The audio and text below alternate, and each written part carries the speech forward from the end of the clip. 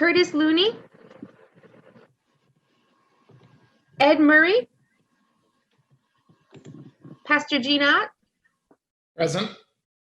Joan Robichaud, Angelica Soto, Present. Ainsley Thompson, Rima Valles, Diana Yaisley. And I see Wendy. Is that Wendy Helmkamp that joined us? Yes. Okay. Hi, sorry about that. That's okay. Thank you.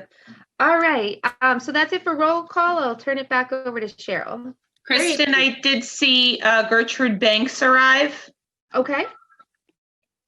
Great. Thank you. Okay. So just to backtrack a little bit, the Spirit Council's vision is that Simsbury is a town that welcomes, celebrates, and takes action to support diversity and inclusion among current and future community members. Our mission, which was launched in September of 2019, represents the community at large and serves as diversity champions to help Simsbury become more inclusive, fostering awareness, action, and a community where all voices are welcome and each and every individual can live, work, learn, and play in a safe environment with meaningful and healthy relationships. So tonight's meeting is going to include our regular action items, such as scheduling and minutes, including updates from our subcommittees. And after that, new business will be discussed. And now I'm going to turn it over to Nicole. Hey, everyone. We are so glad to meet. We have not been able to meet since February 27th, our last meeting. And then March 11th, when some of us were able to gather for the implicit bias event at the library, which was really good and available on SCTV if you missed it. We've had COVID-19 hit us. We've had horrific deaths of Black men and women that have been noted around the world. George Floyd, Ahmaud Arbery, Breonna Taylor, Rayshard Brooks. We're living in a significant moment in our history, and we are so glad to partner with you and to work. And we are having great dialogues with each other, with our Simsbury Town leadership, who are taking stances that are very supportive of Black and African American members of our communities. So we are excited to have a Facebook page. We are excited to be able to present to the Board of Selectmen what our plans are in September in their meeting. There has been a surge of public interest in addressing diversity and inclusion and eradicating racist policies and practices, including here in town in Simsbury. And we think that is great, all important, and all necessary. One town council is not going to significantly affect our country. So we are excited to work alongside all of this energy.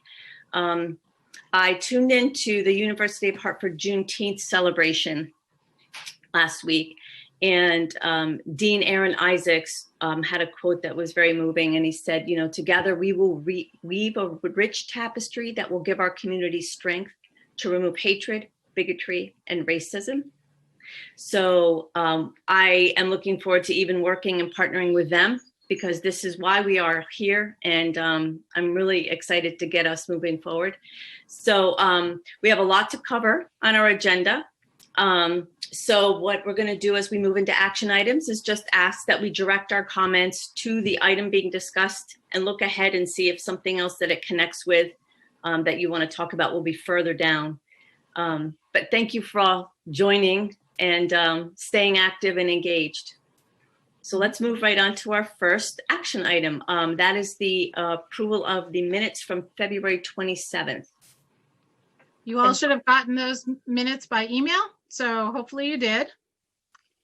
And I'm just going to jump in with one quick comment before we move forward, just to let everybody know that is listening, backing up to public audience and public comments. We did not receive any public comments or questions from the public audience. Thank you. Thank you, Kristen. Forgot that. Yes, thank you. Okay, so does anybody have any additions, deletions, or corrections to the minutes of February 27th? Okay, hearing none, the minutes are accepted as written. Our second item regards our meeting date. You all should have gotten the new proposed calendar. When we went to schedule for the fall, it turns out there was some significant conflicts on Thursday nights for some of our members. So we rescheduled for Monday nights. I sent this out to a bunch of people and not hearing any disagreement. I would ask that everybody who review the new dates, which will start with Monday, November 2nd. In September, we will keep our regular Thursday date because we had already noticed that. And Monday, September 28th, this committee will be presenting to the Board of Selectmen. So we will be at Town Hall, hopefully doing that.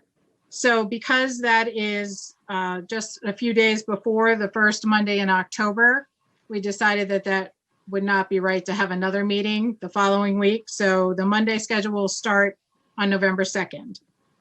So do I have a motion to adopt the Spirit Council calendar for the year 2021? I'll move. Thank you. Is there a second? Second. Thanks, Chris. Kristen, are you keeping the motion or are you keeping the motion, Nicole? I'm Did you typing. get the names? Yep. Okay, perfect. Okay, so I just led you right into our third item.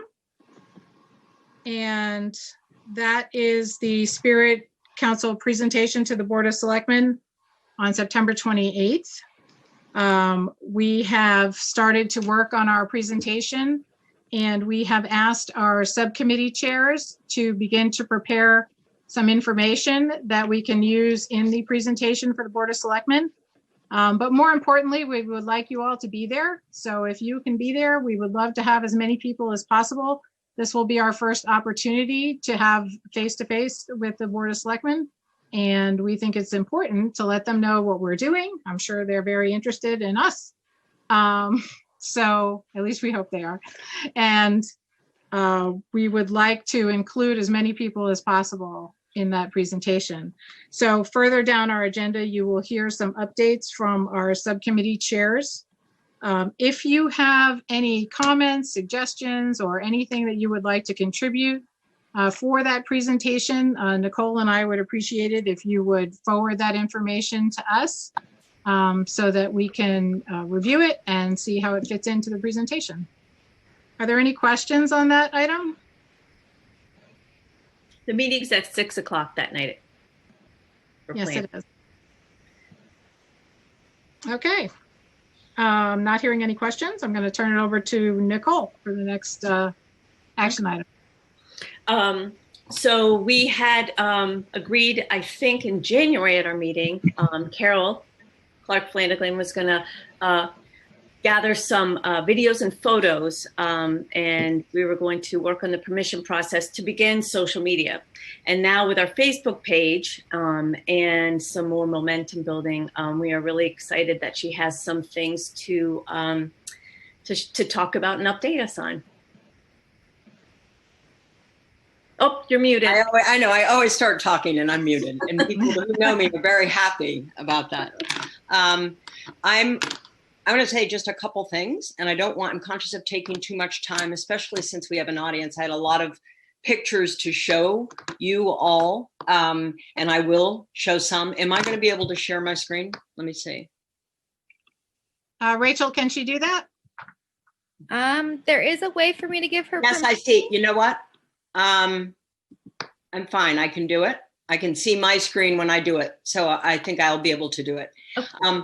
But first of all, I wanted to say thank you to this group. I haven't been able to make all the meetings, but I'm very proud. I've lived in Simsbury for 36 years, and I've never seen anything like this. I teach, for anyone who doesn't know me, I have been teaching at the Ethel Walker School, a private boarding and day school in Simsbury for 30 years. I've raised my 4 daughters here, and now I have 6 grandchildren. At the Ethel Walker School, we're lucky that we can proclaim our earnest desire to have a diverse student body, and then we have the ability to do it. And so I'm keenly aware of that, and a lot of the pictures that I had of students, because I didn't have pictures of Simsbury High School students since nobody was at school, are from the Ethel Walker School from previous years. So you'll notice images of Black girls and Asian Americans and Black and brown students that aren't necessarily represented in that number at Simsbury High School, but I don't think that matters in terms of the message of the pictures that we're trying to send. I am keenly aware of the fact that I need to ask you guys which form you would like this to take. And maybe when you see some of the images, you will have an opinion. And one is, should we use a voiceover that would essentially be for the soundtrack, that would essentially be that wonderful mission that is, that Cheryl, you were reading, that is on our Facebook page. So that the voiceover would be somebody who reads that, who has a good, rich voice. Images, you would not see the person who's speaking. And that would be, I think, a great way to go. The other choice would be to have, and this would be short. I think the important thing is that it should have punch and that should not be long. And the mission statement is kind of long when you read it out and you time it. So the other choice would be to storyboard these images and let music, which I don't have for this, drive those images. Angela, who is a gifted music teacher, had suggested that I go to the Music and Performing Arts Facebook page, and they have this wonderful, very long tribute, a choral tribute that was streamed live. So I've watched the whole thing, and I've tried to select points of entry where we might use that as a soundtrack, where you would show the student's face, and then we'd lay images of Simsbury and other students over top of it, and then be able to return to that audio track and end with it. And I have to be honest with you, I don't think that in that wonderful tribute to the seniors is a track that we could really use for the message that we're trying to send. So I'm open to suggestions on that. I'm going to send the group an email that gives the time to check out that I've thought that the songs are the best songs, the best track that we could use. And so if you just go to those places and listen and imagine whether that would drive the images or not, that would be really helpful to me. So I'll send that along. That'd be great. Okay, do you want me to share my screen? So I have no video of, so part of the problem, of course, is nobody's around. So it was even emptier. The town was even emptier, right? Weeks ago than it is now. So I've been out trying to find people, but it's hard. And if you're going to video somebody, you have to ask their permission. You can't just start, taking pictures without explaining and getting permission. And so that a lot of people are uncertain. And I go into this sort of speech about who we are. I almost wish that I had a business card. Maybe we, might want to consider that. So there's not a lot of people. So I have it sort of divided up into areas that we gather at. So schools, images of schools, of course there are no kids, images of places of worship, scenic vistas, farms, and then parks and recreation. So I'm going to share my screen, and these are not in any order, they're just for you to look at, okay? You see if I can get my screen. Can you guys see that screen? Yes. You can. All right. Now I've got to get this thing out of the way so I can do. So there is no audio on this. I'm going to diminish you guys over here on the side so I can see. Oh dear. Oh, okay, sorry. So there are images like this where people are standing at the top of Talcott Mountain, for instance. I have many versions of things like this. There are lots of photos that I've taken of beautiful scenic trails that we have, nobody on them. And then also this one on the right, the farms are really kind of, they offer many images that are pretty cool to look at. So this is from Rosedale Farm. Here's another one of Rosedale Farm with, you know, the tent where they do the dinners and their vineyard. And I'll just go quickly. You know these, I don't even have to tell you. You're probably smiling when you see each one of them. Flamig Farm. This is a view from the farm. Oh God, why am I drawing a blank? The ice cream, Tull Meadow. This is Tull Meadow across toward the post office in West Simsbury. There are a lot of views that I have of this. So these are the tobacco barns off of Firetown Road. Yeah, I don't have to tell you what this is. Here's another more standard view of the Flower Bridge. Oh, you might think this is funny. I was taking pictures of the Flower Bridge the other day, and I noticed that there was a man and a little boy The statue. on the bridge. And I was thinking, you know, I don't know if I should say something to them, and they seemed very still. Did And they I give went up closer to speak to them, and I was like, oh my God. This again is still closed, Rotary Park. And then these are not all things I would use. I'm just giving you an idea of the bank of photos that I have. Simsbury Farms, boys at Flamig Farm. By the way, this short-haired the white boy with short dark hair, you'll see him a few times. He's my grandson, so I had a lot of pictures of him. Kids over at the state park, catching frogs. This is at the new park. What's the name of the new park, you guys, down there where, at the river, by the Flower Bridge? Okay. Yeah, so that is a beautiful place. Anyone who's not been there should definitely go. And here's, you know, again, no baseball, but I have these images. This is my grandson walking in front of the music shell. I like the horizontal stripes here. Again, so now here come the schools, and we don't have to include the pictures of the schools. It's kind of weird without the kids there, but so I try to do signs mainly.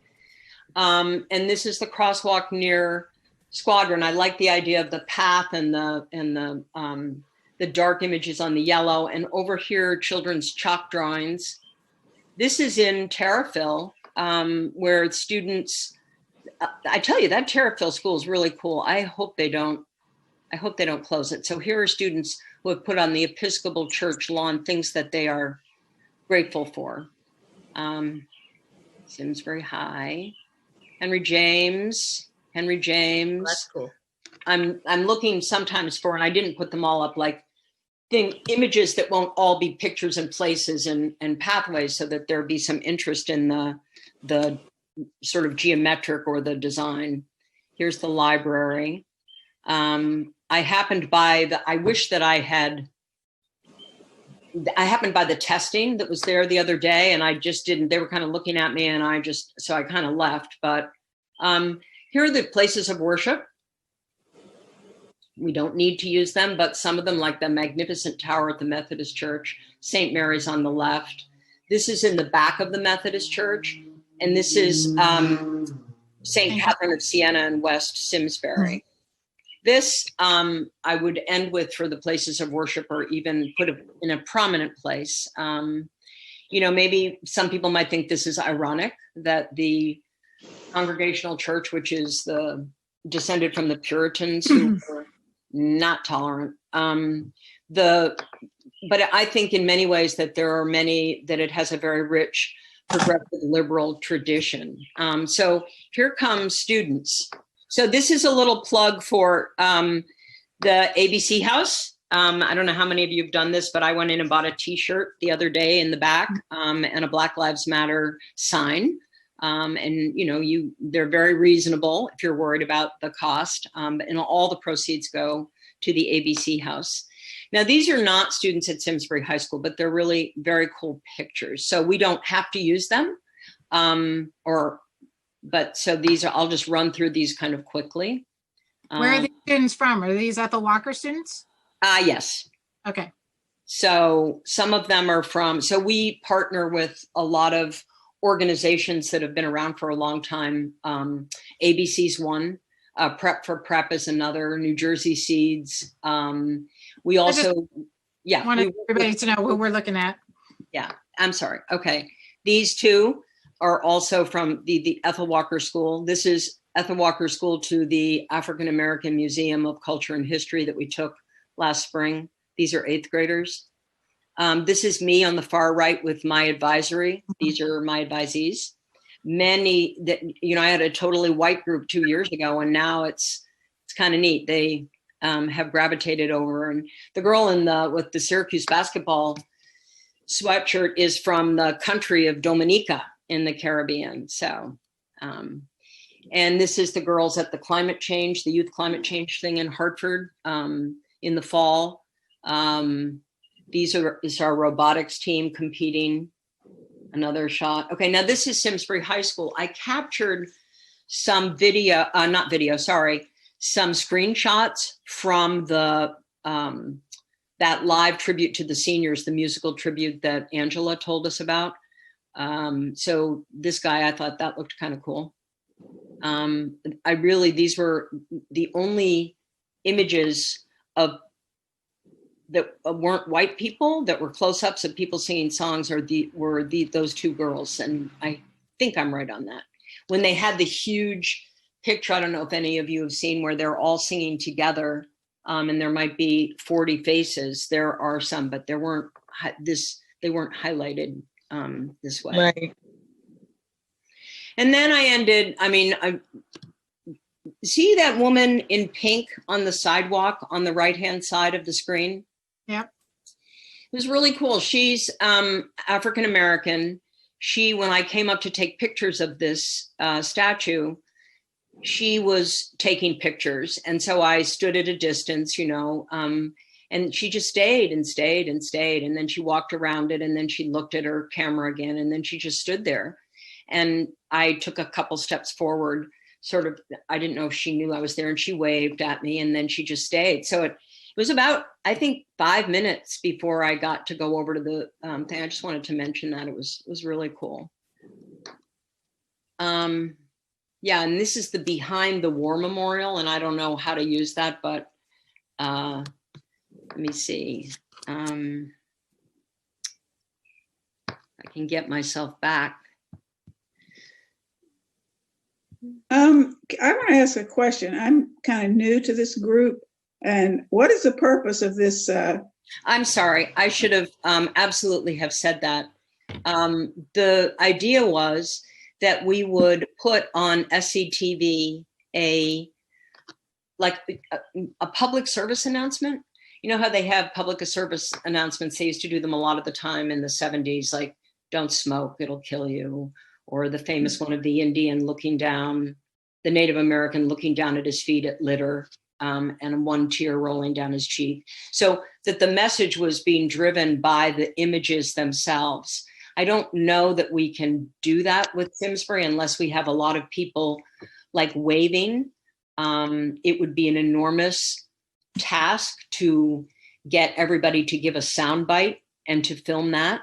But we could, I suppose, do that with the council. But the council, I just thought, I've lived in Simsbury for, more than 35 years, and it's a beautiful town. And I just thought that it would be nice to people to watch it and go, oh, there's Flaming Farm. Oh, wait, I know that. Oh, Simsbury Farms. Right. So Carol, that was I interrupt you for a second here. Yeah, I'll stop talking.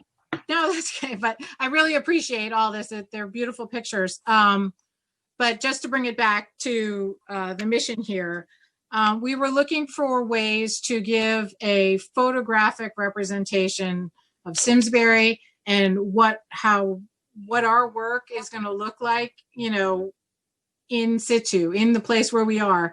So we thought that when we go on SCTV, we have now arranged to have a half-hour program on SCTV. And for purposes of introducing the Spirit Council, we're, like Carol said, it's a way to do sort of the public service announcement, like, this is a beautiful place. and we have beautiful people. So let's celebrate that and talk to each other and find out, how we can make it better. So that Cheryl, was one thing that I was going to say, thank you for reminding me, and I'm sorry to interrupt, is that the other option would be to have these pictures of how beautiful Simsbury is, and then go to a council piece where somebody from the council is actually speaking about our plans. Right. And that is definitely something that, Can I say something really quick? Yeah, go ahead. So, Miss Carol, those pictures are beautiful, by the way. And they pretty much reflect Simsbury. And I think for the most part, everyone is aware of how beautiful Simsbury is. I don't think that in terms of what we're trying to accomplish, and showing diversity inside of Simsbury, that was reflected enough in those pictures. agreed. I also think that we could reach out to the different sports activities that go on in Simsbury. There's definitely diversity in our football team and our wrestling team. I'm not sure much about lacrosse or those sports because I haven't gone to any of those, but there's definitely young men of color and on our wrestling team, on our basketball team, and on our football team, also in the youth program, the youth football program. There's also the choral choir that's at the schools. So I would suggest that if you don't have enough pictures of children doing things, there's already pictures all over the place, all over Facebook. We can reach out to parents and ask parents for those pictures, ask coaches for those pictures. But I just don't think that what you have is reflective of what we're actually doing as a council and reflects what actually goes on in town. So it would be great. And I'm happy to provide pictures for which we have releases to post those pictures that are more representative of the community at large to that point. So Carol, I'm happy to help you. be the conduit of that as far as content, because I would agree.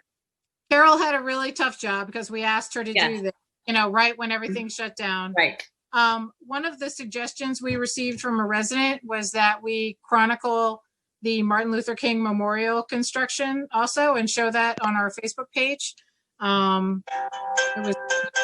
We could celebrate. So it's in the process of being built now. So if anybody has some pictures of the construction there, that would be great. So I think what Carol's doing here is making a start. We're just trying to let everybody know that, this is what we're working on. We'd like to get more pictures. And as Tanisha said, we definitely need to get out where the people are. Unfortunately, there haven't been any people. Well, there were a lot of people at the Black Lives Matter demonstration.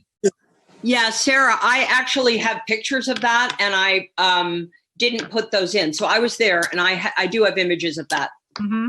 Thank you. I was going to do that too. Yeah.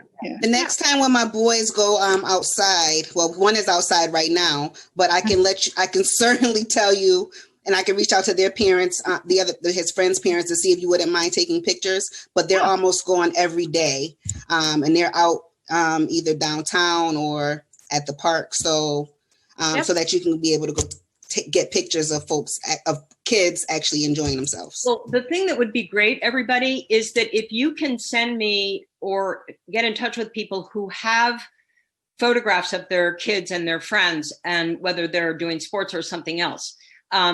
It's because for me to go around town and try to find Black people to take a picture of them is I feel I was sort of trying to do that, like at parks and stuff. And I felt funny, like taking those pictures. So but I also didn't encounter many people at the parks at all. And is Simsbury High School doing sports this fall? I don't think they are.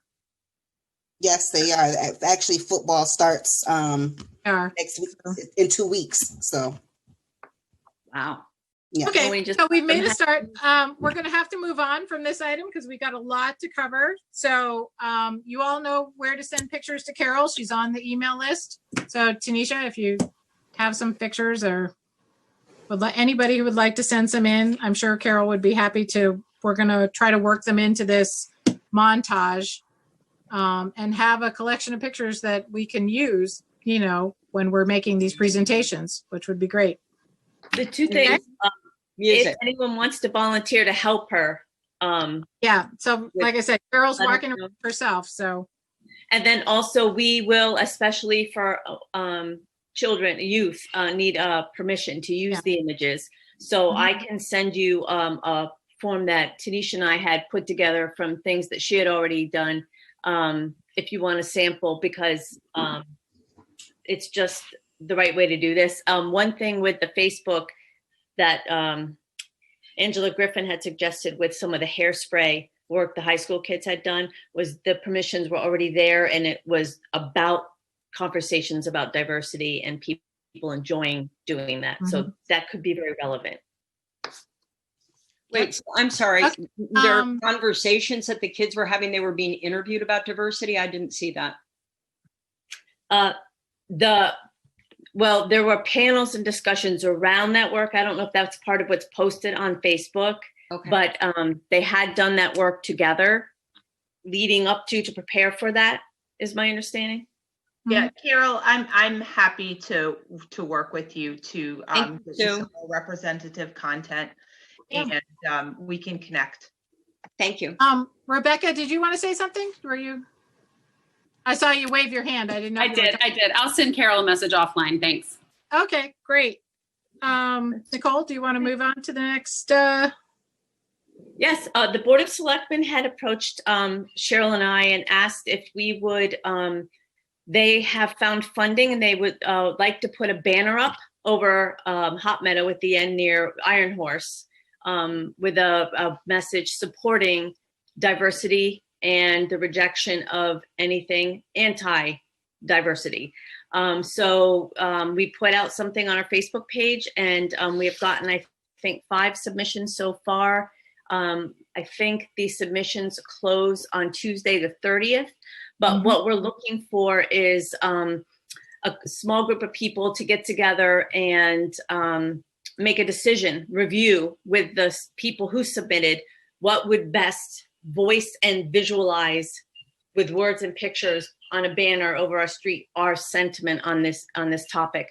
So it would be I think a quick turnaround to go to the Board of Selectmen in July, and so if you want a quick opportunity to do something very visual and short-lived, this would be an opportunity to do this work.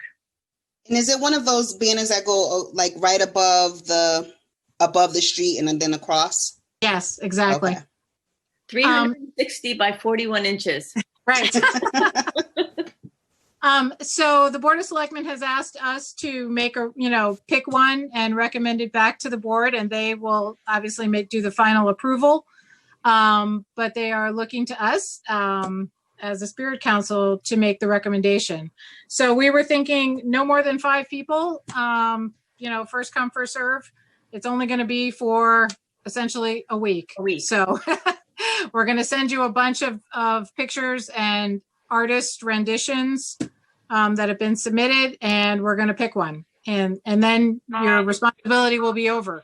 So it's not a long-term commitment. So if you are interested in doing that, the first 5 people to email me and Nicole, I think we will. Does somebody want to raise their hand now and take charge of this? Because Tanisha, excellent. Okay, Tanisha's going to lead the group. So if you are interested in joining Tanisha, she needs a few other people to help her make this decision. Anybody? I will. I'll join her. Gertrude. So I see Gertrude, Jean, Sarah, and Wendy. Okay, so is that enough? Anybody else?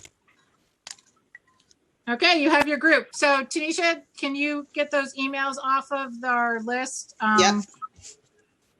And as soon as I contacted the town clerk's office today, so they are compiling all the submissions and we will have them after the submission date closes on Tuesday. And so send them all to you. Okay? Awesome. That would be great. Thank you for doing that. Okay, so moving on to subcommittee reports. First up is Nkosi and the marketing committee. I know Nkosi's here. Yes. There he I'm is. here. Oh, you're on my other screen. Oh, can you hear me? We can. Go ahead. Okay, yeah, so as far as the marketing committee goes, in the past we had talked about doing a banner perhaps in the town, which would be on the Main Street area. But obviously that was back from February. I had spoken with the representatives. Nkosi, you're breaking up a little. We lost you after February. I lost him. Had the form, obviously, since February. And then, but the opportunity now to have, what is it, I said the opportunity to have a sign. Me? Oh, can you hear me now? Now we got you. That's better. Now we got you. Can you hear me now? Yes. No? All right. Can you hear me? Yes. We can. No? Yes. Can you hear me? Yes. Yes? No? Yes. Oh, all right, yeah. So we have the opportunity for a sign to go across Hot Meadow Street, which would be much bigger than what we are planning or thinking about doing through the town. So that's a big upgrade, just due to I guess unfortunately due to events, but it is what it is. I talked with Angelica, and we're up and running on Facebook. So I don't know, Angelica, if there's something that you wish to add regarding that with the start of our Facebook page for the committee, for the council. Sure. Yeah, so far we have 383 followers, which is great. We've had a lot of traffic, especially on our first day. That was very exciting. Nicole and I kept cheering as the numbers were rising, so that was really cool. So the more you click like, the more you share, the more people will know and get to see and understand what our mission is just by our posts. So thank you everybody for your support and for sharing our recent posts. Yeah, Angelica, we have over 4,000 people we've reached. Nice. Which is so, yes, great. That's awesome. Yeah. That's terrific. Just with the marketing, so I would hope that our goal would still be able to have, the best way to be able to do events. Obviously, we could still do things with social distancing. It doesn't necessarily have to be the reason why we cannot, have different type of events, whether it's going to be, discussions, or even if we meet outside. I would love to see if we could discuss the opportunity. I don't know if there's any more marches planned, in town, or if that's something maybe we are able to try to organize to have a gathering. I think that would be great for, for our council to see if that's something we can do to, just to continue to get our name out there. So, that's just something I would like to, discuss further to see if we have any possibility to organize something like that. So that'd be great. I know. Just to say, also, I know the discussion of a logo. Also,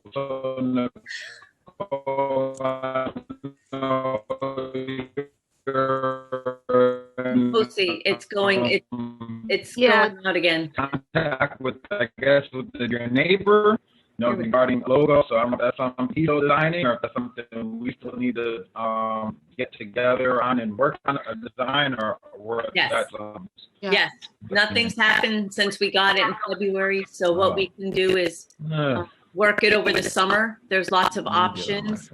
And then we can go back with what we'd like to see for any changes. And then, maybe do something by September, have a proposed logo for the council to look at. I just want to point out, as for administration purposes, the subcommittees can meet. You don't have to wait for us to have one of the big meetings. Subcommittees can meet at any time. You can get together. It's not considered a public meeting, so feel free to get together with your group.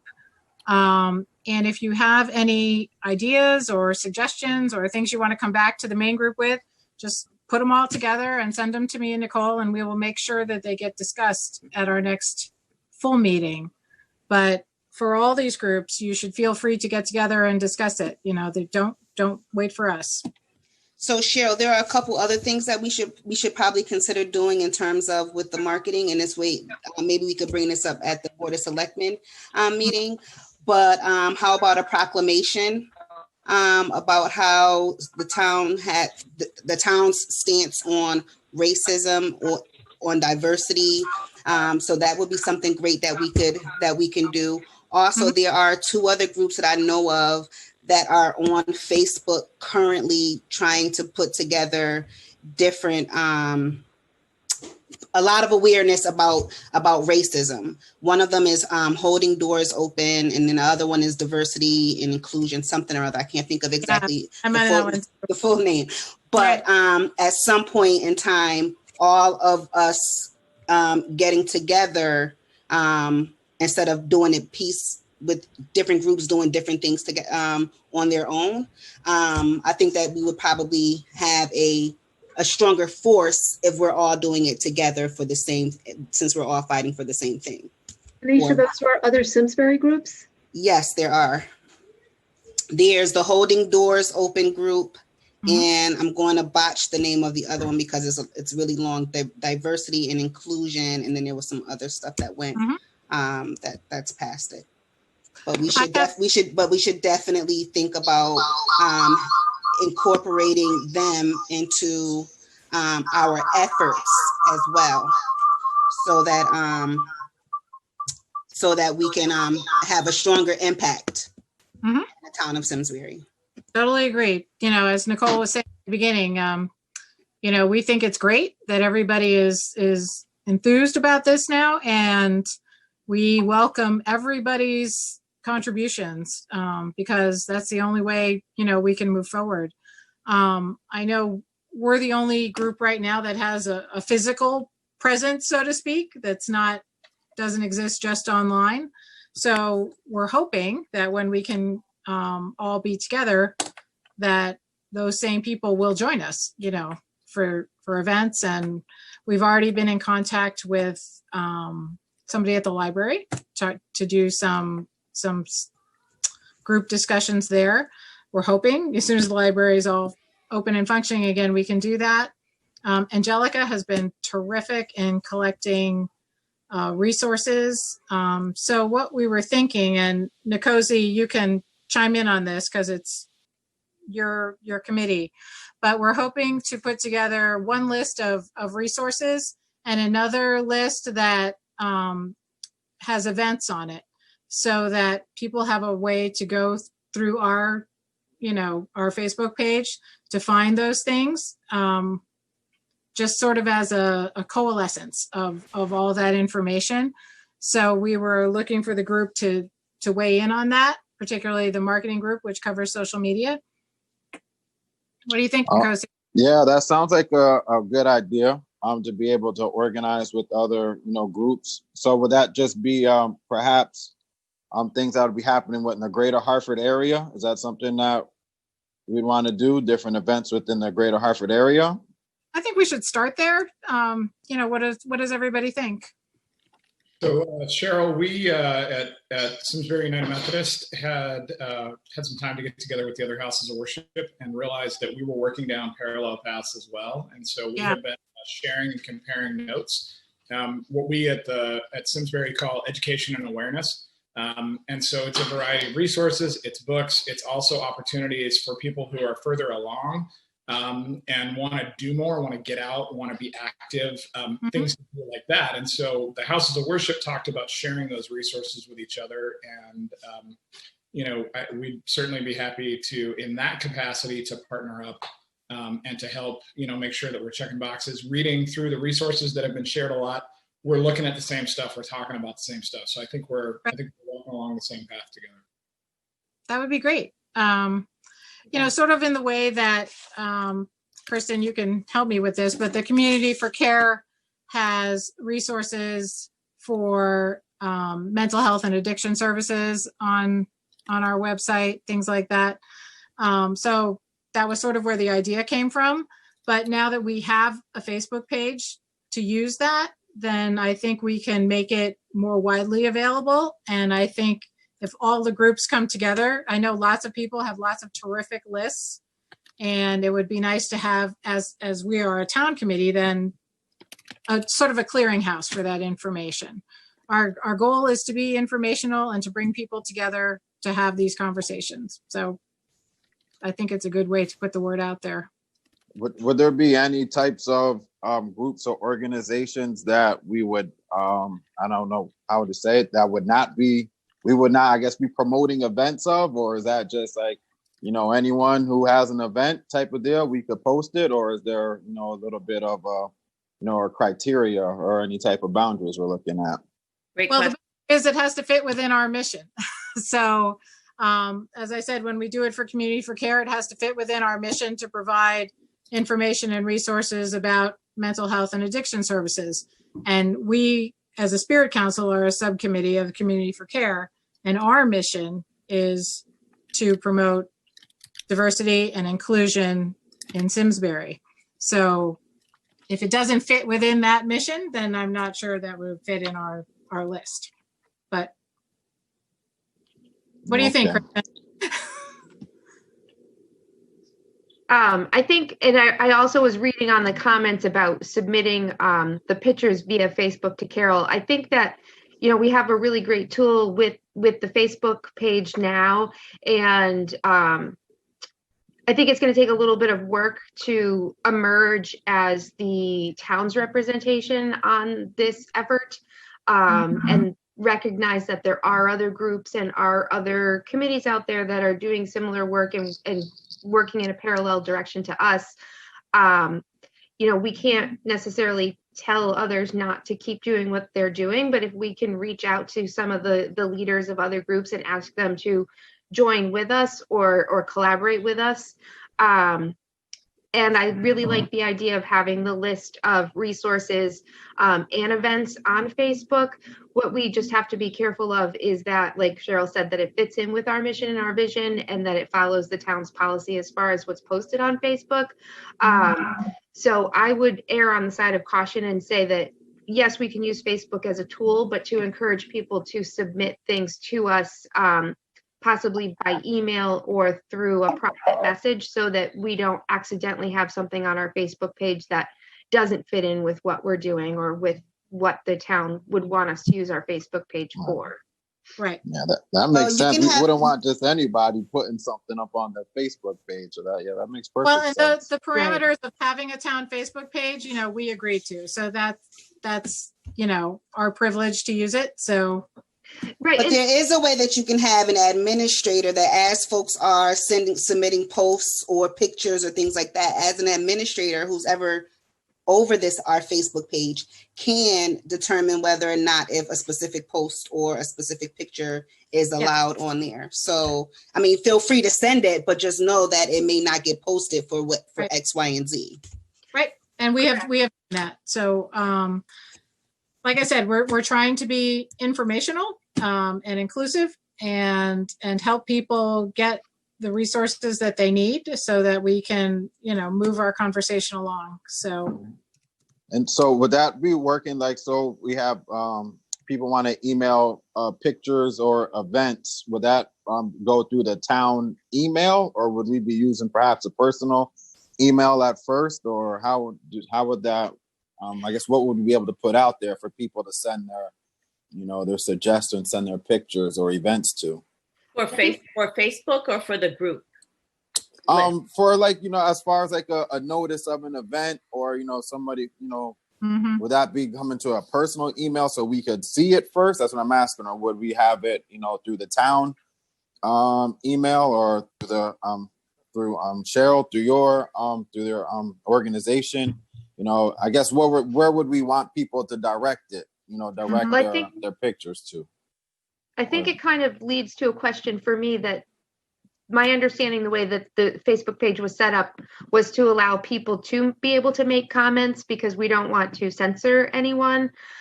So someone could post or send something to us on Facebook, and if it's not appropriate, then we would let them know that we're taking it down. Okay. Yeah, or if someone had a more of a comfort level of sending it directly to me or to Cheryl and Nicole by email, we could certainly promote that too, and then we could upload it. And you can always send it as a message on Facebook, so it wouldn't show up as a comment. So it would be in the message area of Facebook, which would be accessible to the administrators. So. All right. Okay, so if there's nothing else from marketing, Nkosi?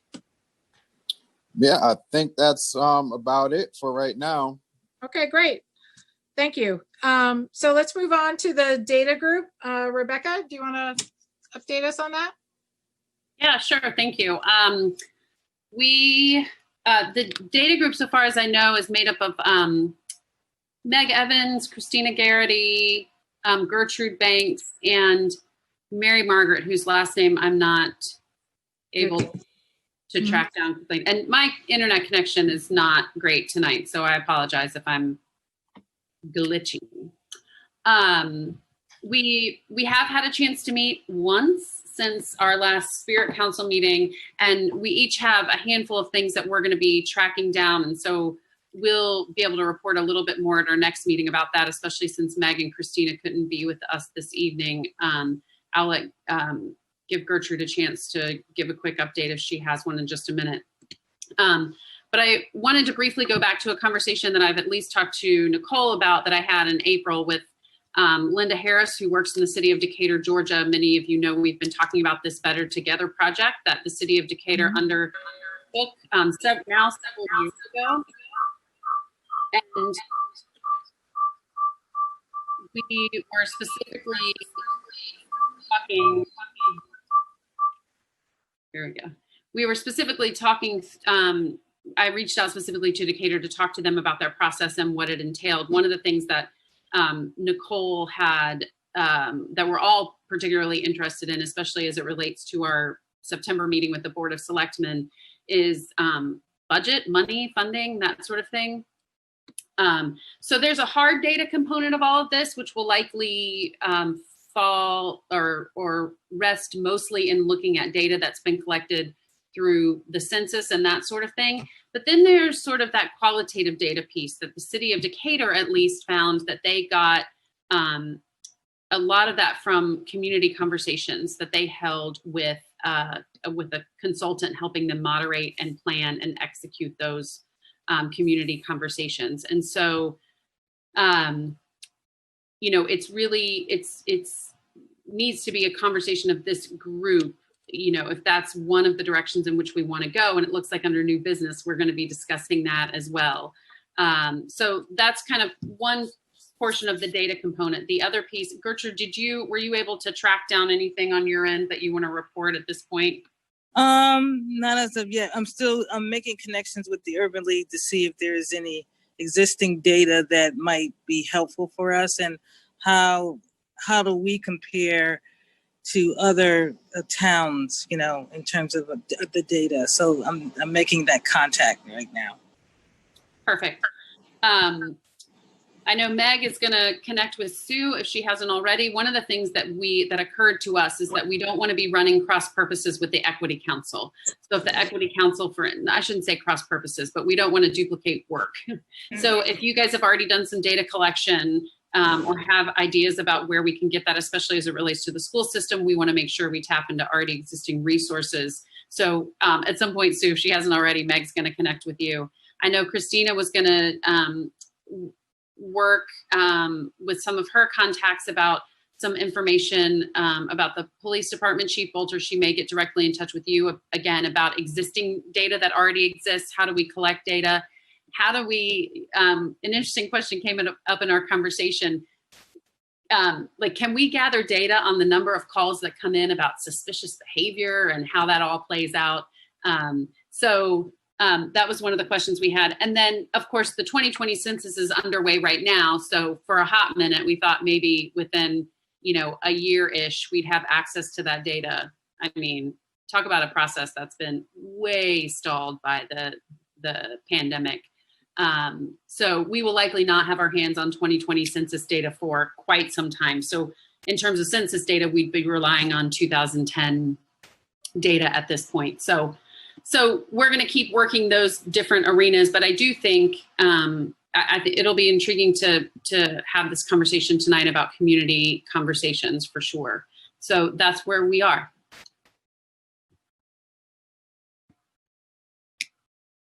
Cheryl, you're on mute. Oh, I'm sorry, I'm muted. Chris, you had raised your hand, right? Chris, go ahead. Oh, yeah, thank you. Rebecca, I really appreciate the work that your group is doing. Have you considered, 'cause I think we talked about this at the very beginning of the process, of using surveying of residents as a way of identifying experiences, trends, perceptions, benchmarks that we could create internally for ourselves in terms of how we as a community are doing as we progress with this? Chris, thank you. That certainly wasn't something that came up specifically in the context of our conversation. And it obviously would be a fantastic tool to use for us to be able to formulate a questionnaire and gather data from residents of Simsbury.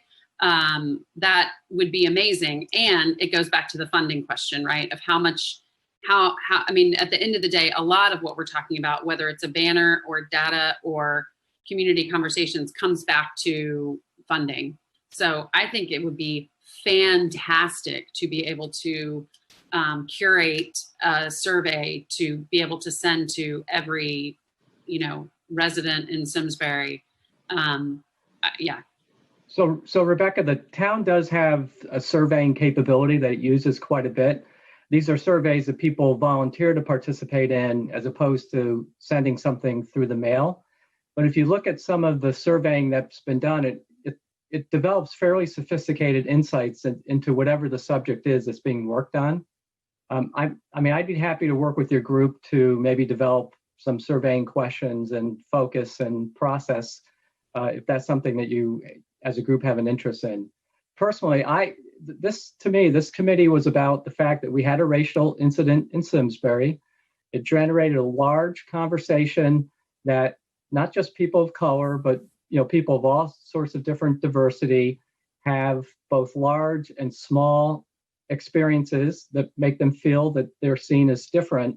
And to me, what I would love to do is come up with our own internal way of measuring in Simsbury, what is that? What's that number?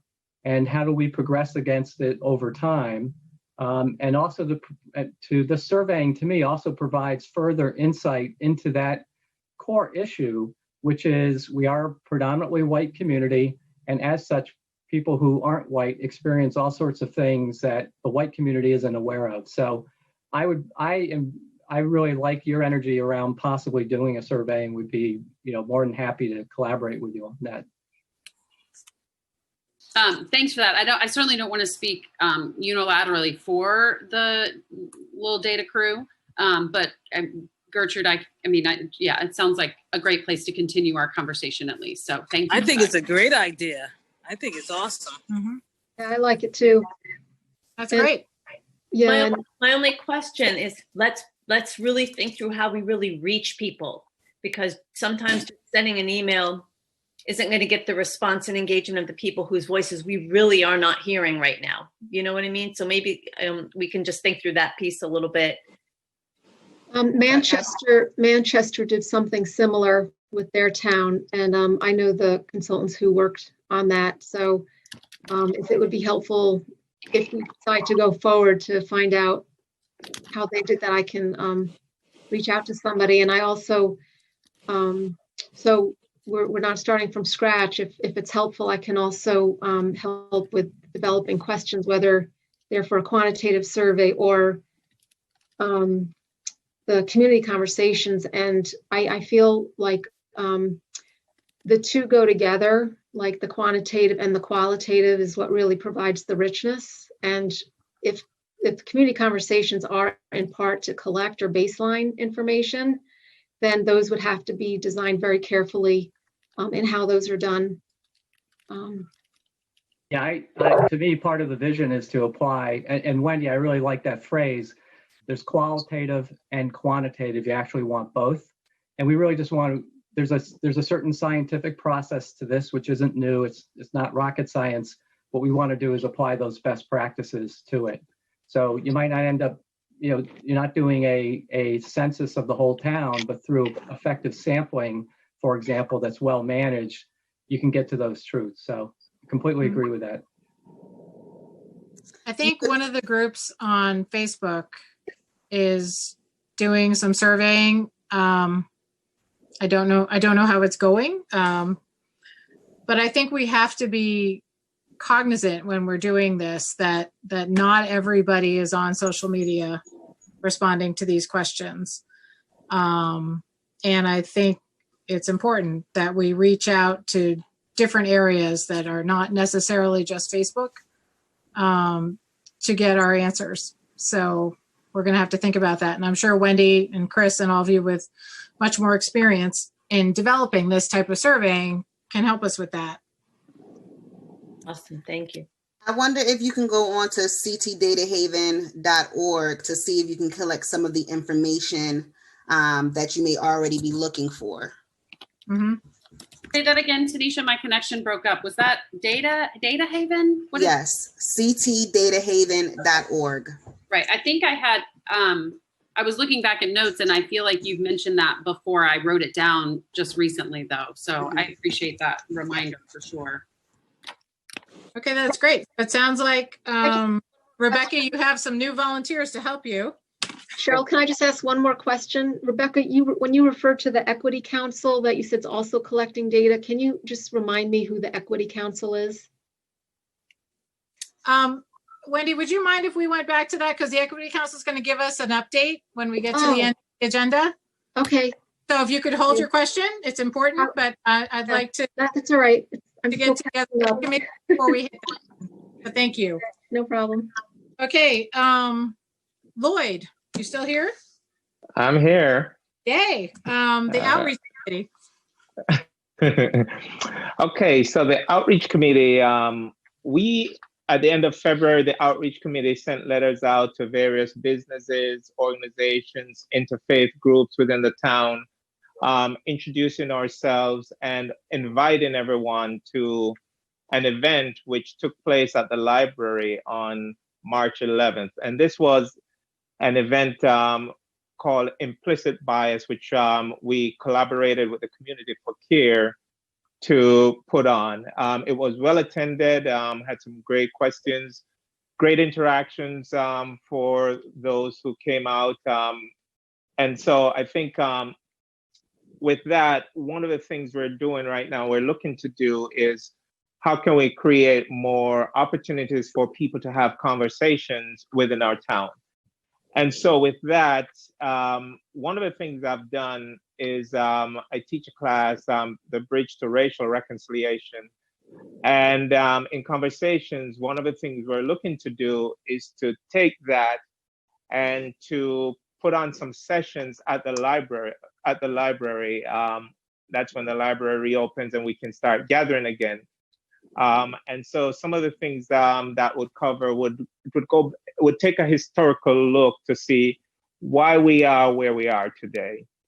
What are some of the things that contributed to that? So we'd go back to emancipation, Jim Crow, the early 1900s. We talk about the GI Bill, FHA, through the civil rights, the second civil rights period up until today. And so we would look at all of those things. We would look at what's the impact of the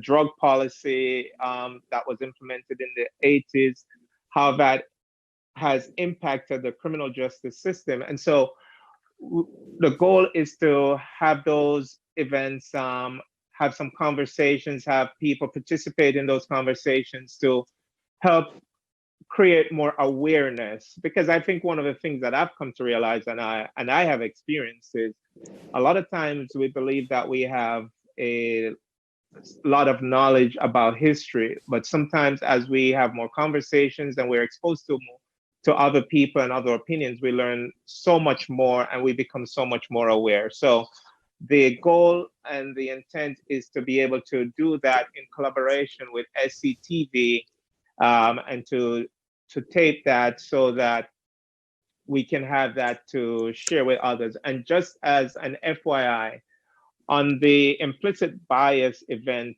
which took place on March 11th, that was done with SCTV. And so if you're interested in seeing that, you can actually see it on SCTV YouTube channel.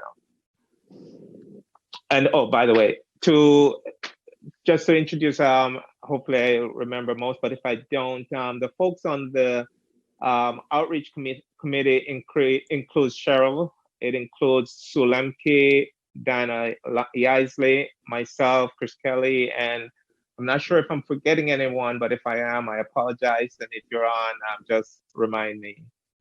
I don't know if anyone have any questions. Does anyone have any questions for Lloyd? Lloyd, the classes that you hope to teach at the library when it opens back up, when you're talking about the civil rights movement, does it include anything in there about the LGBT community and their impact on the civil rights movement as well? As of this point, we don't have that, but if you have information on that, we definitely can include that. And I will also make sure I look for information to include in that. That's great. That's a great question. And just to circle back to what Chris was saying about where we came from, we started with a mission that was all diversity, not just racial, it was religious. And in fact, the idea for this conversation started after the synagogue shooting in Pittsburgh. So there are all sorts of avenues we can go down to promote diversity. We have all, we're very focused, and rightly so, on racial diversity now and inclusivity. But I think Tanisha's right. We have to open our minds to everyone, and that includes our LGBTQ community, our different religious groups, and other, ethnic groups that might feel marginalized. So anyway, I'm sorry, Lloyd. Okay. No, absolutely. No, that is fine. That is fine. We need all the input.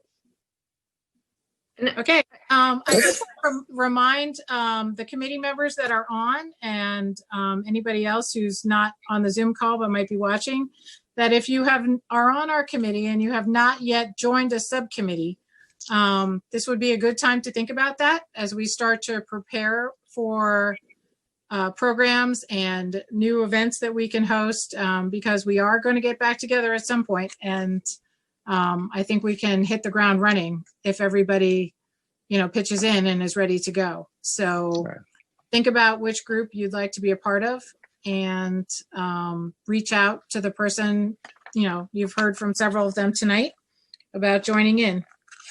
May I interrupt just for a moment? I'm not a part of the committee, forgive me. Hi, Dick and Art. Hi. Hello, everyone. It's good to see you. Good to see you. It really is. I just wanted to mention that there's a young Black woman who opened a little shop in Simsbury. And it is to be a gathering place, something like a coffee shop. And she's her opening day, she's going to invite people to have conversation. And it's about race and sexual orientation and the like. And she invited me to be there as well. And I don't know if many people are aware of it. I just wanted to mention it. Deacon Art, if you wouldn't mind sending us the specifics on that. where it is, what time, the name of the place, the address, so we can provide that for committee shall. members, that would be terrific. I shall. Thank you. Thank you. Cheryl and Nicole. Yes. Yes. Can I'm I sorry. just kind of piggyback a little bit on what Tanisha and Cheryl were saying, and taking personalities out of this. I want to say out loud that I want to be really careful, Lloyd, with the curriculum that you were referencing, that we don't push out from this group something that is exclusively for, in this case, Christian, or from a particular faith standpoint. And I can only imagine how fruitful it's been for your religious community. But I want to be really, really careful that something coming on behalf of this group is mindful of various faith backgrounds as well. I know I would feel better about being able to get behind the curriculum if I knew who developed it. And Tanisha's point, if it comes from an organization that is supportive of LGBTQX issues, would be helpful for me to feel like I could be fully supportive of that. This is not a criticism of whatever it is, or what, I mean, I'm sort of scrolling quickly through on my phone just to get an idea of what it is, but I just don't want to, I want to be sure we can get behind it as a group based on what our mission is. Well, you have to understand I did it in a church environment, but we had a biblical track and we had a historical track. And what we'll be looking at is just the historical track. We're not going to be looking at it from a religious perspective, even though it was initially part of that. But we had as I said, we had a historical track which dealt with just the history and not the religious aspect of it. Thank you for that clarification. And secondly, it looks like somebody's trying to make a public comment or question on the Simsbury TV feed. I don't know if anybody's paying attention to that, but. We can't access that. I think, Diana, you wanted to say something? Yeah, I just wanted to chime in on two things. One is even the groups that you were mentioning, Cheryl, is also, let's not forget the disability community. That's a community that's often kind of left out. But when we're doing these group things, I want to constantly keep in mind of our audience and who we're speaking to and who we are trying to attract, because even in some of our programming, which is great in our community outreach, I want to be careful that we're not consistently just attracting those. We want allies, and we want allies to become more educated, and we want people who, supporters, but we also want those who need to be educated more, and who how do we reach those who may be missing the message? How are we reaching out and getting those engaged who need some of the education and have missed historical references and don't think that there's anything wrong right now, and that we're all fine, whether it's LGBTQ or disability or race or religion, and everybody thinks, well, what's wrong? What's the problem? And so I just wanted to throw that out there because I'm kind of butting up against that in a lot of community things right now. And I know we're having community conversations coming up, but as we go about this planning, we want to reach out and have people involved who are supportive, but there's also people that we do. I'm on a call right now. And that we want to careful with our, how do we get to that as well to create effective change? Yep, it's a great point. Yep. I think that was part of where we're headed with trying to be more visible. And the more visible we are to everyone, for instance, SCTV programming and our Board of Selectmen appearances and, Carol's pictures, that are going to be on social media.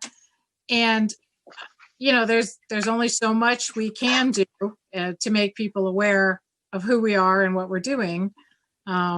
We just hope that the message gets out there. Well, we could, I don't know where this would sit, but one idea is to maybe for those like us and others who are attracted to what we're doing is to help people learn how to talk about these, reach out to your neighbor, reach out to, you know, like we as individuals, you know, if you don't talk about any of these topics with a neighbor who you know might be coming from a different place, how do we help each other prepare ourselves to have those kinds of conversations? Because the people that I think you're talking about won't necessarily to show up, but there's a way to have conversations with people as a place to start. And that's on all of us individually too. That's a great point, Wendy. And I've been trying to jump in really quick if I could. I'm just going back to the presentation from Lloyd and also commenting on one of the group chat comments. I think it would be a good idea if Lloyd could share, you know, possibly your curriculum with the group, or if we could see, possibly even have you present to us so that we could have a better idea and understanding of what your curriculum is. Sure, I would be able to do that. That would not be a problem. Yeah, I think that would be great. It would probably help for the group as a whole to, you know, feel comfortable having Spirit promote the program at the library. Okay. I'm sorry, I'm interrupting here, but Lloyd, we had talked about you doing a videotape. Yes. Maybe if we jump back to that, I know that's not what we want to do going forward, but maybe if we did one session by video, and that would make it easier for everybody to see it, to get an idea of what you're talking about. Okay, I could do that, but for this to really be effective, you need to have a group where you can have discussions, conversation, back and forth. Yeah, so you're you need it can't be just tape and present. It's not as effective that way. You need to have people where you're having a conversation as you're raising issues, people are querying it, and so you can dig into it and address the issue. So we can present the topic, but for it to be effective, you need to have more than just one person doing it. Okay, now I see your point. Yeah, and I think it probably, because we already have planned him doing this, so I don't want us to not to have to slow back the process of what he was already in plans of was already in the works of going on. Now, even though it was a great idea though by the chief, it was a great idea, but I don't think that we want to slow it down, but I think that it would be important, you know, to make sure that if we're supporting it, we're promoting it from a town group that we're able to kind of see what it is first. Yeah, I mean, if there's a group that we can plan a date, you know, Wes and I who do it together would be happy to. You know, it's gonna probably the first session will take an hour and a half. Can we do it in an outdoor setting, Lloyd? We could. Ideally, if we're going to do it, I mean, there would be some homework that would be involved initially, because one of the first things that I would ask everyone to do is to watch a documentary called Slavery by Another Name. Some of you may have seen it already, some of you may not have. That's going to create a sense of awareness for those who don't.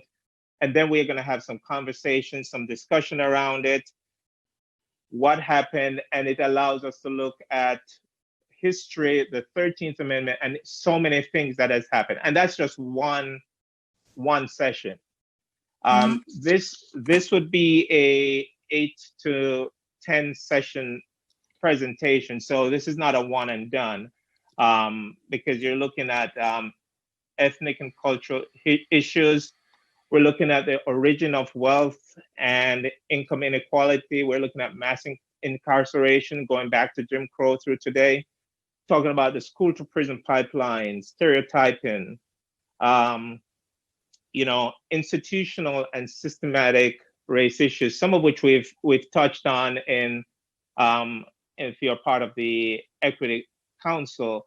we're looking at the power of proximity because, and this is towards the end where we get down to start talking about, okay, so for this group, most people here are aware of the issues and want to do something, willing to get proximate with the community and do something. But for those who joined us along the way and have learned and now become aware, then it's like, okay, now I'm aware. How do I start doing something that's going to allow me to start changing, allow me to really start understanding people, where they're coming from, and learn that different doesn't mean bad. Different is just different.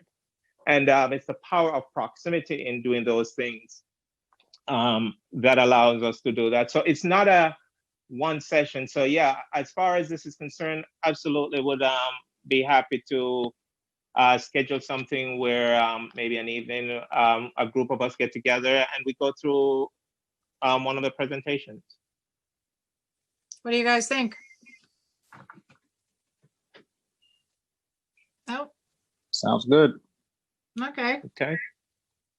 I've been through the course and I can say that, hey Gertrude, I like your thumbs up.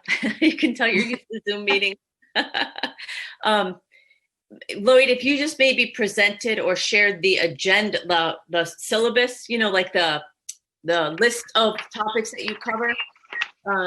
The Slated by Another Name is a documentary by Minneapolis Public TV, and it's available for free. You can watch it on PBS or I think even YouTube now. But information is very powerful and very factual. And I think it's a great setup to learn. And so maybe if you just shared the syllabus outline with the points that you cover in each lesson, and then maybe at the next meeting in September, you can show like what you would do for lesson 1, but not take the hour and a half to go through it all, Right. And it would set us up perfectly to partner with, in terms of jumping off from the power of proximity, Bloomfield, University of Hartford, and other neighbors who are, Bloomfield is very interested in partnering with us, their library and our library, to do some programming starting in the fall. So it really would dovetail nicely into us actually walking the learning. And so, as I said, the first video would be Slavery by Another Name. And then we'd have conversations, discussion, and then it would allow us to start sharing our experiences. What are some of our experiences? What did we learn? How much awareness did we have about this issue? We hear about Jim Crow, but do we really understand what that meant, how that impacted people of color, and how some of those same behaviors, some of those same principles, some of those same policies are still at play and implemented throughout our society today? So those are the conversations and the issues that would come up with that first session. If I might, de facto segregation actually is not de facto, it's purposeful. Yeah. Can I just add one thing, that the education piece is probably one of the most important things, whether you're actually giving a lecture or having a discussion around some reading or just the general mission that the council has. I just want to say, I know in the beginning, when we first had that big meeting at Henry James, I was at a table with a Black woman who was saying, I think what we need to do is invite one another into our homes. And I'm not suggesting that maybe at first, but can't this council sponsor events where there's music and food, and you would get people, we could invite people to come? Like someone said something about a neighbor, and Diane was saying, how are we going to get people who who think nothing is wrong? But if we could sponsor events that were community minded, that were around food and music and maybe something a little bit more, I think we would get a lot of traction that way. Okay. We are going to talk about that. It's one of the things we have been prevented from planning due to circumstances. And some of our idea that we had for partnering with other town events to bring attention to what our work is have been canceled. So, we're a little hampered by circumstances here. But yes, that is going to be part of our new business, Carol. Thank you. All right, Lloyd, we're going to have another conversation probably offline about how we set up this Yes. preview. Okay. And if that's okay with everybody, we'll make some arrangements to preview the program. Would that be all right? Okay. Okay. So Nicole, do you want to move on to new business? Sure. And just a note, happy note, we are right on time, Cheryl, with where we so the conversation can happen. Yay. Our business going forward, our new business is going to be about community conversations, about future programming. And, for a while it may be socially distanced or Zoom, but eventually we'll be back together, I think, before we realize it. I think we're heading there based on the school happy announcement. We have some learning that we can gain from the Decatur, Georgia group, who has done this work for several years, and their Better Together campaign. But we wanted to spend some time talking about what are the community conversations we want to have, and then form a subcommittee of people with a chair and people who are dedicated to helping us with the topics. What are we? Do we want to do a book discussion? When do we want to partner with what topics with the Bloomfield Public Library or University of Hartford? Let's, coordinate with our library to make sure we have enough copies. It is just starting to be available again, White Fragility. So when people are trying to get their hands on material, it's often not readily available. So we thought this would be a really good time to talk about what are we wanting for topics and who will be the people that will help us with the work to actually make this happen, because we're not going to be isolated forever. Okay. So to Carol's point, we need to talk about different types of events that we're willing to put forward and invite the community to. And also we need, people within this group to volunteer to lead that effort. And I also want to just say, Cheryl, there's been a message, I think, on our Facebook page. How do people watching get involved? Mm-hmm. And this is a perfect way for anything else going on. But this exactly would be the kind of place where we could have a lot of help with volunteers to get involved. Mm-hmm. I just wanted to throw out there one quick idea, and I haven't shared it with you before, but another group that I work with that we have grant funding for, we ran up on quite a bit of trouble because of COVID-19 and having to cancel a lot of our programs that were connected to our grant deliverables. And we were trying to quickly work through how could we spend our money. And one of the things that we're doing that was kind of creative is we're going to do a Zoom book discussion. And so we've ordered, with our grant funding, we've ordered books for the participants, and we're going to work on that this summer on doing an online book discussion. That might be something that this group might want to consider. We're saying that we don't know when we're able to get together to have a large gathering. Maybe we want to start with something like that. And, if it's a topic that I can at all, which I think I can connect back to one of my grants, we might be able to help with purchase of books for people.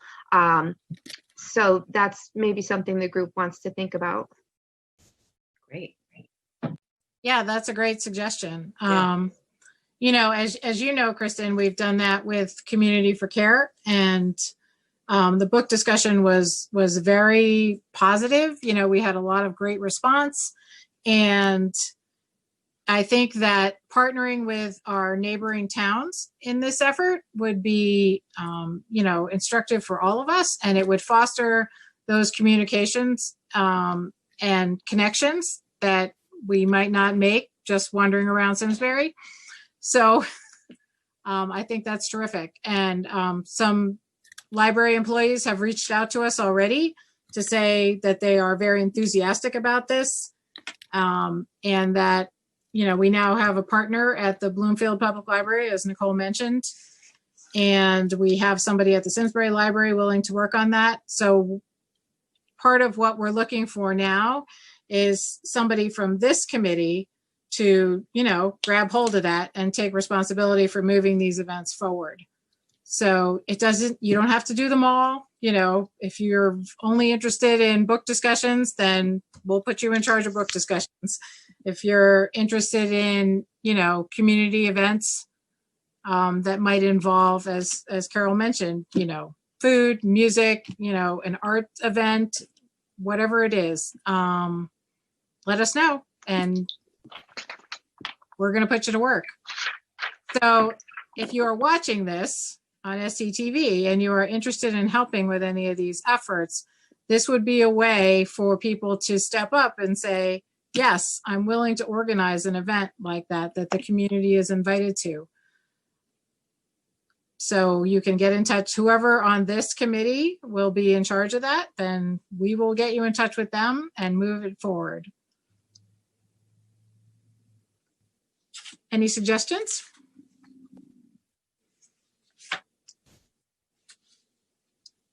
So this is sounding different than the community conversations we were kind of talking about earlier when we were talking about getting data.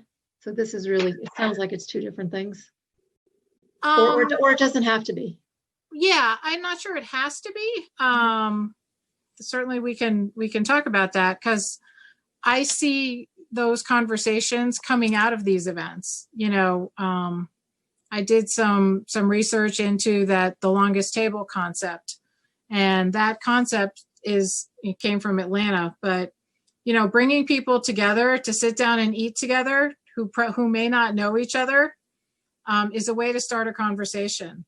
And like you were saying, sometimes it's just talking to your neighbors, and maybe it's somebody you never met before, but if you're sitting there having a hamburger or whatever, you're having a conversation. And you're learning something too, I think.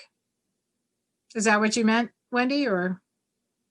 No, I think when we talked about it about the community conversations earlier in the context of data, it was just trying to and the survey, it was trying to baseline, where are we with respect to inclusion? How does the town feel about that? And which would help and inform what other things, to ask the town, what are you interested in? What do you think that we need to do? And it can come from both directions, right? It would just, so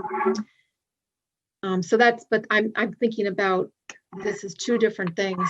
What do you? One is listening. One is more of a listening conversation, and one is yeah. That's a good way to think about it. Okay. Under what circumstances do you see that conversation happening? The listening one? Yeah.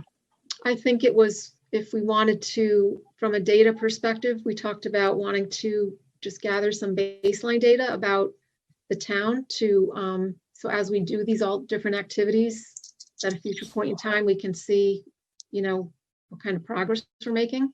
And we talked about a survey, and then we also talked about complementing that with some kind of outreach, sometimes some kind of conversations, but that was just, I think we were just brainstorming then. So I just wanted to clarify, we're now talking about something different.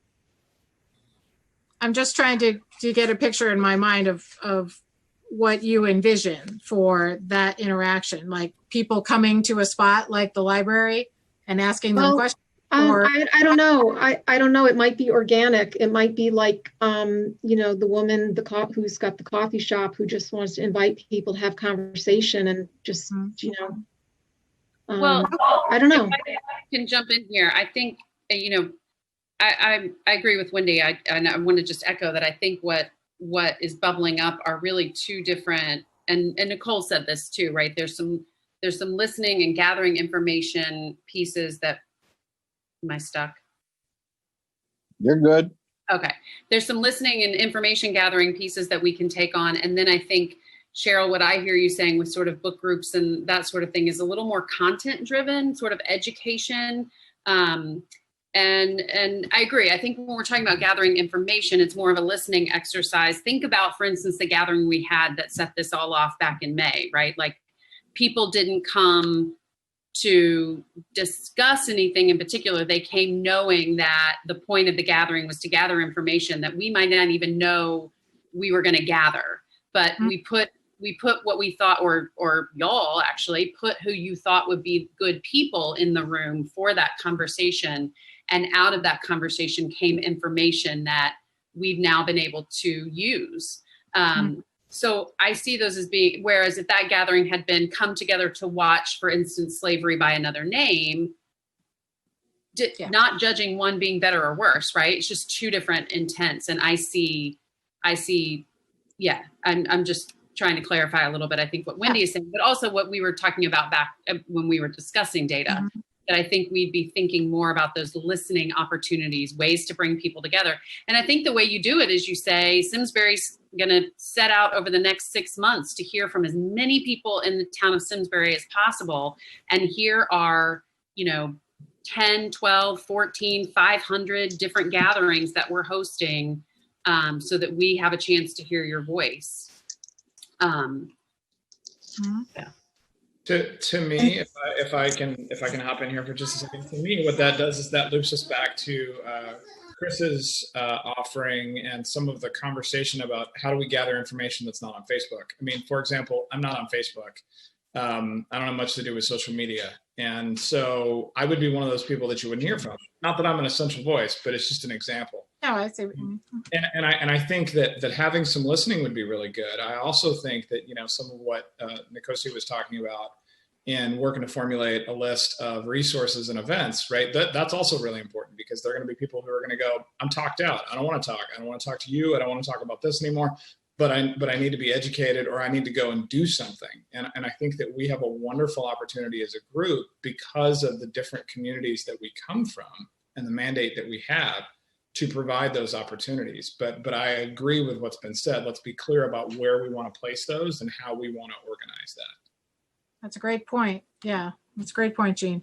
Okay, so maybe we need to assign different people to those two different objectives, because I agree. I see what you mean. Those are two separate things. And that was a great point, to go back to what the forum did, just by letting people come together and sit in groups and talk about whatever came to mind. Actually, we had some broad parameters. Suggestions on how we do that? If I may. So to Jean's point, right, it's an and not an or, around kind of what we offer. And we also have to recognize that individuals are going to be at very different places in their own ability to participate in these opt-in opportunities, or comfort level, because they're all going to be opt-in, right, to discussion, to have voice, and to have dialogue. So I think that whomever is a part of thinking through these conversations, this programming, however we want to, is thinking about all of those ands, so that we have a spectrum of places where citizens can enter in to these conversations. Okay. Well, I think the first place to enter in is to organize something. That's what I would say. It's like, if we make a variety to try to cater to, the variety of needs, which there are, but we still have to organize something to say at some point, okay, this is the Spirit Council. This is, like I say, just some opening event. I mean, yes, we're in the midst of a pandemic, so I don't know how much sitting down with eating with various people is going to work right now. But I mean, I believe we need to commit, to maybe can we set a date, as to say, okay, we're going to have a gathering. It's going to be at the library. It sounds like we got maybe a variety of churches. We have idea of a bookshop. Don't know how big it is as far as logistics may go. But, is there a place, that we can say we can set for a meeting, that we could set for a dialogue, we could set for a discussion, because I'll just say from my perspective, like the urgency of everything that is happening right now is like at a 19 out of 10, just based on who I am and, what is, who I have, who I'm responsible for. So if that is something, I don't know, that we can try to plan to, because I don't know when our next, meeting will be. Let's say September, then, okay, we're looking for what, next June? Are we looking to plan something? So that's just from my perspective. Is there something, can we set a date as to say, all right, we're going to have a discussion. We're going to have something just to say, this is what we are going to do. Can we set something to say, this is something tangible, as say, this is what we're going to do? Just, my opinion, hopefully before we depart until, our next meeting. I think that's a great idea, and Cozy, about us just setting up something that we can do, I mean, we have enough open space here in Simsbury where people can bring their lawn chair and social distance properly so that they're not, exposed to other people's germs or COVID or whatever could be out there. But there's enough open space to be able to plan and do that. So I'm just going to jump in because just to try to rewrap this piece up, I think what Cheryl was suggesting is that we kind of look at who wants to jump in and start planning some of these events and generating the ideas so that they can come back to the group for the next meeting to say, okay, this is what we want to do. This is when we think we can do it. Because, I don't think we're going to land on something right now in the next few minutes tonight. And, potentially working offline on some things if we wanted to try to get something going over the summer. We just still have to be cautious of the social distancing guidelines. And if it's something that we're promoting, even if we were outside, we would still have to stick within the guidelines, which I think right now is it 25 people outside? And I'm not being a naysayer or a no, we shouldn't, but just that being conscious of where we are right now with the pandemic situation. If we are saying we want to do something outside, we would still have to stay within those guidelines. Well, I think inside it's up to 100 people now. So I would have to assume that outside could be more. But I guess we could have to look into that to see where we are as far as the state guidelines are. But I'm saying just to get something moving though. Yeah, no, I agree.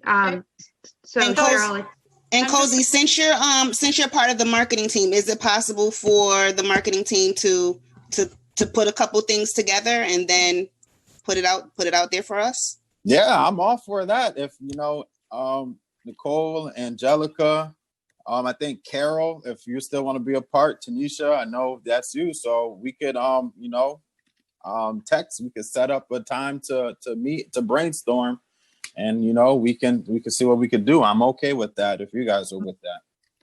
You can I add like to join that conversation too, Nicozy. Yeah, and you can add me to planning event. Right.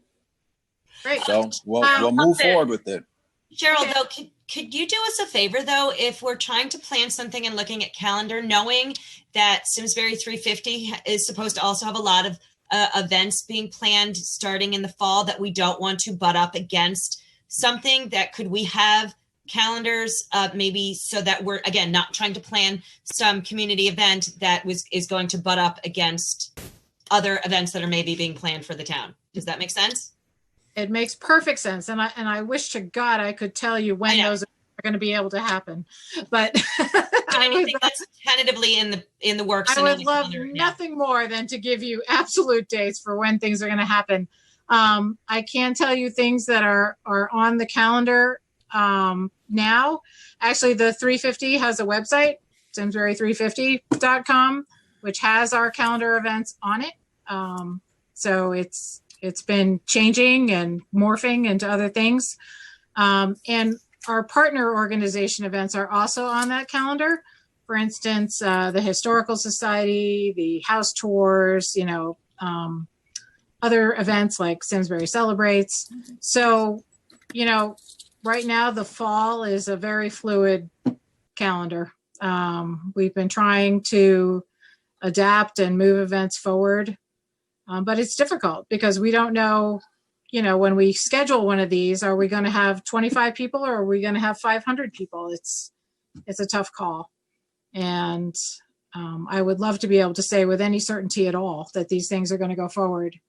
But as I said, there are calendars online, and I'm thinking maybe we should have one of our faith-based participants on this subcommittee, because I think, and I'm totally imposing on you now, Jean and Rebecca, but you have spaces too that might be available for gathering, and that might be helpful, you know, when we're looking for places to be.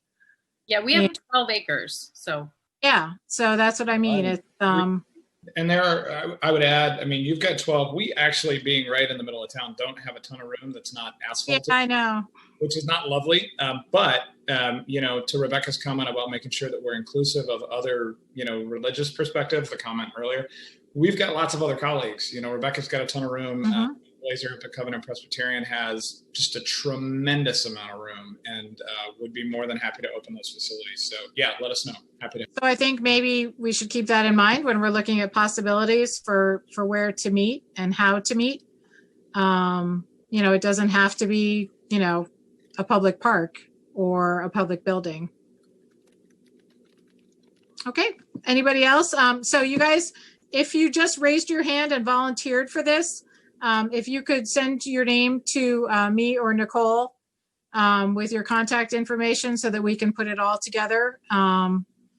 What I would like to do is call this group by another name. Nikosi does head the marketing committee, but I think we should make a clear line between the marketing committee and what Nicole and I were called when we were planning. We called it the New Programming and Events Subcommittee. So unless anybody has a better name, we can go with that or go with a different name. But I think we need to have a separate group.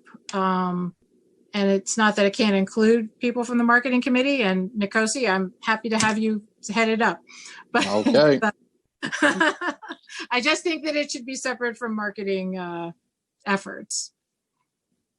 That sounds good. So, you know, just right. So I have me, Angelica, Tanisha, Carol, Gertrude, Diana. Yeah. Sarah. So, you know, this committee is going to be, you know, showing up and planning. So this is not just, you know, chime in and then walk away. This is a group that's going to have to be on the ground and planning. So just be forewarned. Yes.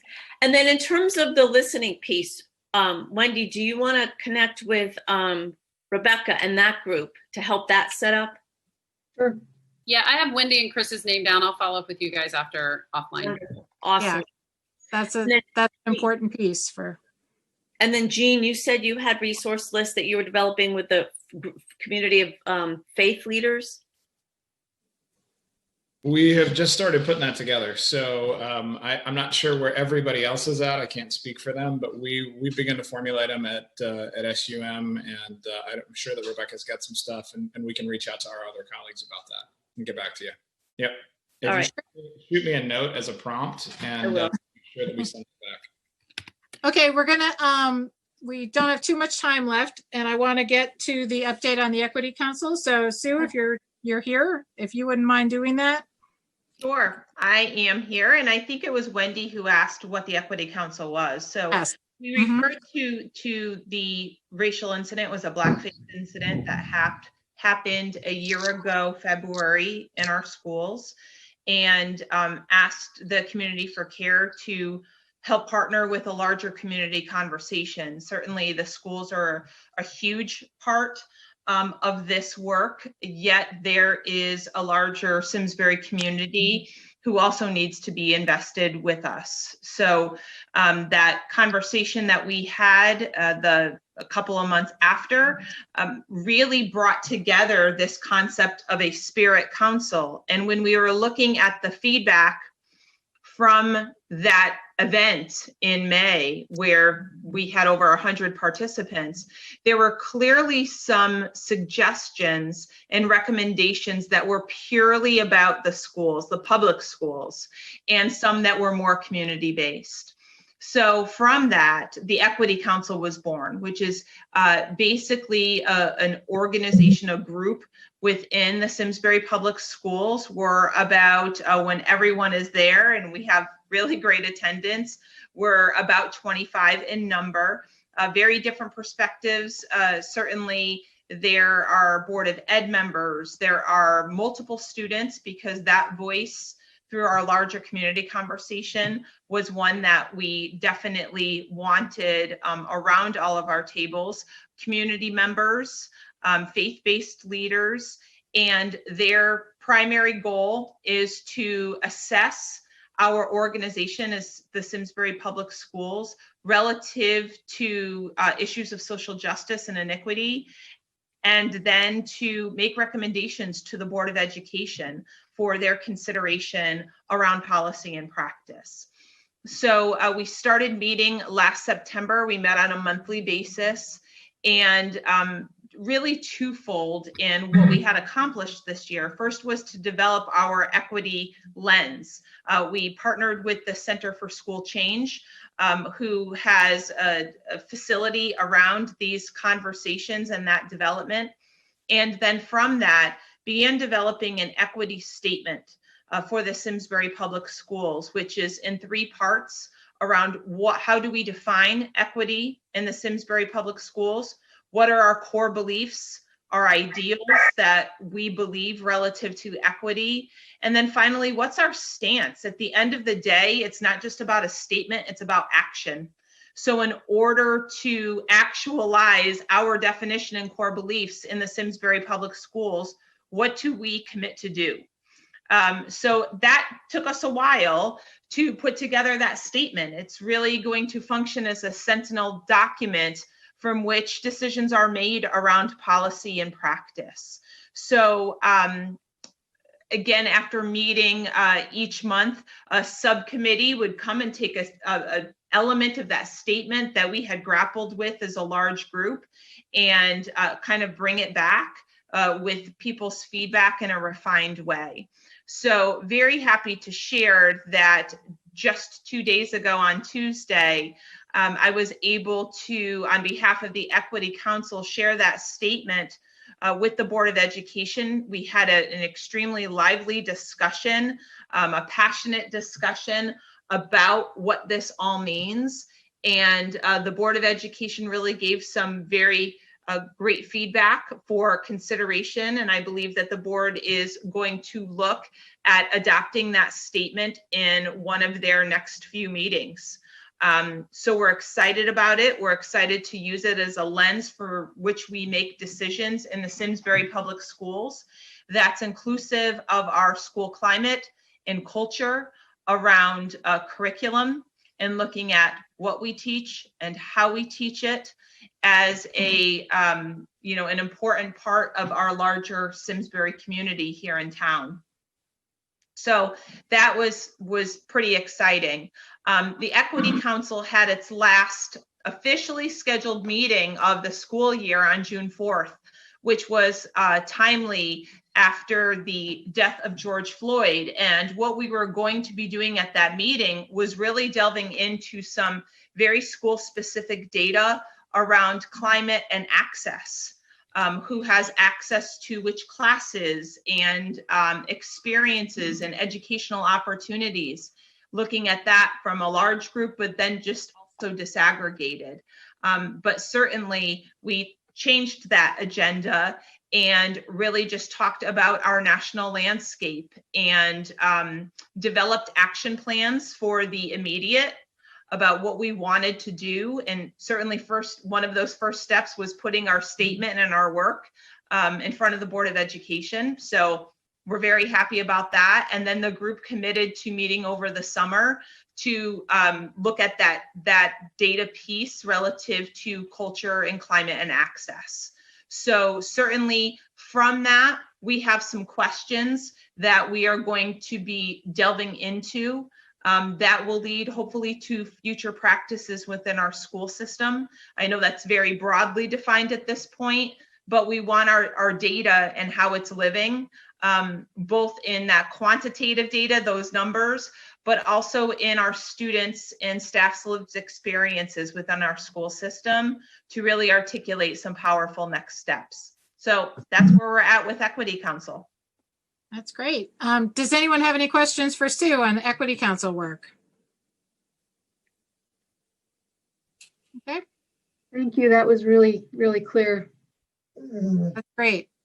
So I know we're all looking forward to seeing how this works going forward. I know there are way too many questions and not enough answers for how we go forward in the school system in the fall, but you guys are doing great work. So before we wrap up here, anybody else? We're going to have to go off in a second. If you have any comments, if you would like to volunteer, if you're watching this and this is something that interests you, please send us your contact information so that we can get a hold of you. And when you do that, let us know what you are interested in doing. And then we can hook you up with somebody on the committee who is working on that particular activity. So I think it would be the best way to focus our energies on what people would like to participate in. So we've had a lot of great ideas out tonight, and I'm really looking forward to our next meeting. But as I said, get together with your subcommittees and get back to me and Nicole about if you have questions, suggestions, or plans to move forward. That's why we're here.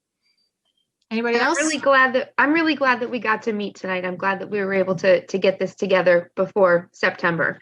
So thank you to everybody that was able to come tonight. I appreciate it. That's great. Okay. Anybody have a motion to adjourn? Anybody? So moved. Okay. All in favor?